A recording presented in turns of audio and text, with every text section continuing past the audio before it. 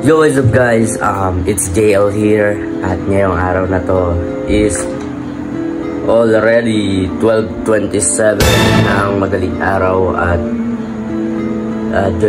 November 21. So 2 days before ako mag-birthday, I decided na gawin tong content na to, na actually familiar na kayo sa content na to, which is marami na gumagawa nito. So kung napapansin nyo nga, sa title pa lang, sa thumbnail pa lang, makikita nyo na kung anong gagawin natin. At so ngayon, hindi tayo mag-e-explore sa iba't ibang lugar. Ngayon ang gagawin lang natin, papakiramdaman lang natin kung anong mga nangyayari dito sa bahay. So balikan ko kayo ng 3 AM. So yun, kita-kits tayo mamaya. So 1:48 na ng madaling araw. Naisip ko na magkwentuhan muna tayo about sa mga karanasan natin. So ako kasi, before kami lumipat, mama ko sabi nung nakakaranas ako ng mga bagay na hindi maipaliwanag. For example, sa namin, sa bahay namin sa Pasig, sa matandang bahay namin, kumbaga ayun yung pinakatawag sa kanya, matandang bahay.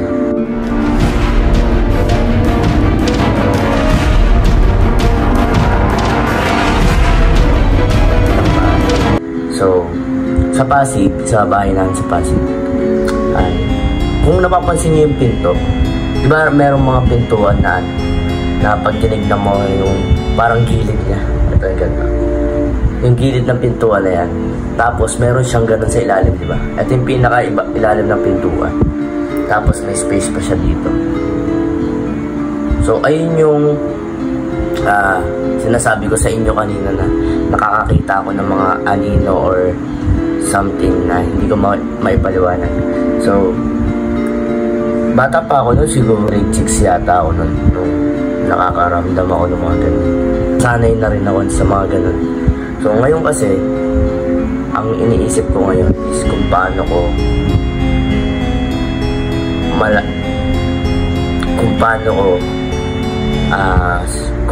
ba sila i-approach. So, ang tanong lang, tama ba na i-approach ko sila? Ngayon, ako kasi skeptic akong tao, hindi ako naniniwala sa mga ganyan, sabi-sabi na hanggat hindi ko nakikita, hindi ko talaga paniniwalaan. Pero pag usapan sa mga usapang sabi, usapang exorcism ba yung mga tao dito sa mga ganun, doon talaga maniniwala at maniniwala ako. Kasi I have an experience na nagkaroon ng sinapian sa classroom namin. Then, ito, share ko sa inyo yung story. Nasa classroom kami nun. So, kami kasi, pang umaga ako dati. Grade 3 ako neto. Pang umaga ako neto. Then, ako yung nagbubukas ng gate kasi maaga ako lagi pumapasok. Ngayon, dahil ako ngayon nagbubukas ng gate sa may hagdan, meron akong kasabay na isa kong classmate na sabay kami umakyat pataas, sabay kami pumasok.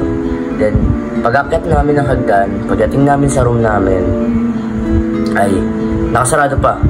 Kumbaga, hawak ko yung susi ng gate, pero yung susi ng classroom, hindi namin hawak. So, pag-akyat namin ng room, nakita namin yung sa may part ng computer ng advisor namin. Merong something na parang yung computer nun, yung lumang computer na, yung mga lumang computer na katulad, o ganito siguro yung itsura nun. So, yung mga ganong computer talagang bibihira na yung gumagamit. Kaya sabi ko, paano malalaman ng isang bata na gumamit ng ganong computer? So, nakita namin ng classmate namin, nakaupo siya dun sa computer. Then, nakasarado pa yung classroom. Ikilabutan ako. Ngayon, etong story kasi na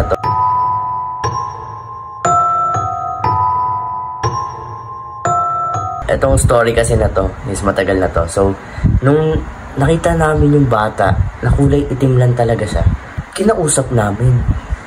Kaya sabi ko sa inyo, di ba, na ngayon, kung ang tanong ko sa inyo, kung paano ko ba i-approach o kung tama ba na i-approach ko yung mga ganun na nakikita ko. Ngayon, in-approach namin yung bata. Sabi namin, hello, anong ginagawa mo dyan? Bakit mo pinapakialaman yung computer? Ngayon, hindi niya kami pinapansin talaga, as in, talagang, alam mo yung feeling na na parang hindi ka niya pinapakinggan. Yung sobrang creepy talaga nung pangyayari na yun. At yung kaklase ko na to, sobrang natakot kami parehas noon kasi di namin alam yung gagawin namin, di namin alam kung saan kami tatakbo. Kasi kami pa lang yung tao noon that time sa isang building kasi sa amin. Merong grade 2 sa baba, tapos grade 3 sa taas. So sa taas kami noon naka-room. Ayun, pagkakit ng hagdan, dulo kami dito. Dulo kami sa kanan, tapos merong isang hilera pa yun. Kumbaga 6 na classroom pa yun na nahati. At ayun yung grade 3 na building. So after nung nangyari na yun, sabi ko, hindi ko makakalimutan yung pangyayari na yun na naranasan namin ng kaklase ko. Ito naman yung susunod kong ikwento sa inyo is tungkol naman to sa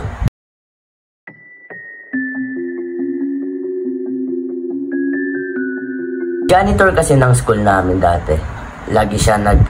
Madalas siya nagwawalis hapon, umaga, hapon, o minsan nagwawalis din siya ng gabi.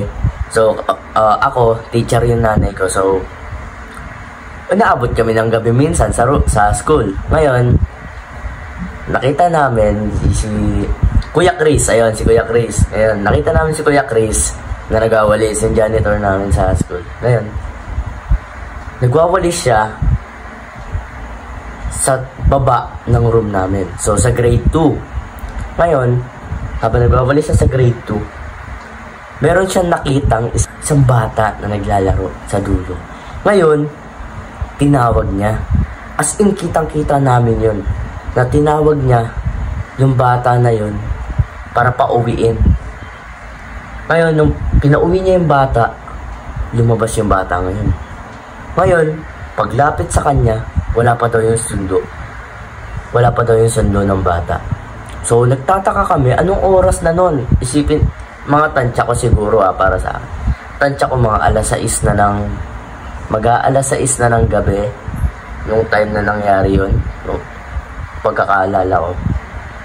Pero yun, ang uwian namin dati 3:30, ayun yung pinaka-uwian namin kasi ang pasok namin dati umaga tanghali. So alas 7 ng umaga hanggang 12, then babalik kami ng 1 hanggang 3. Ganun yung pasok klase namin dati. Ngayon, nagtataka kami, bakit umabot ng ganong oras yung batang yun? So, ayun na nga, nangyari na nga, tinawag namin, bakit hindi pa siya umuwi? Ang sabi niya, wala pa daw siyang sundo.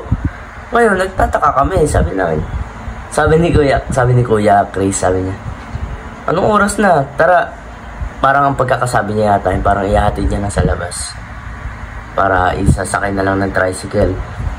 So, nagtataka kami that time, sabi ko, paano mangyayari na may isang batang may iwan sa school ng ganong oras?